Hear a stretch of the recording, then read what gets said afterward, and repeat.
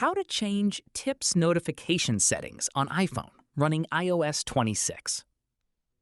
First, open the Settings app on your iPhone. Next, scroll down and tap Notifications. Now, scroll through the list of apps and select Tips. Here, you'll find all of the notification settings for the Tips app.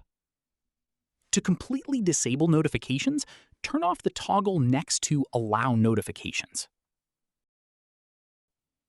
If you still want to receive notifications from the Tips app, you can customize how they appear instead. You can choose whether notifications show on the lock screen, notification center, or as banners. Customizing these settings allows you to stay informed about new iPhone features without receiving more notifications than you want. Once you've finished making changes, your new notification settings will be saved automatically. And that's how to change Tips notification settings on iPhone running iOS 26. Thanks for watching.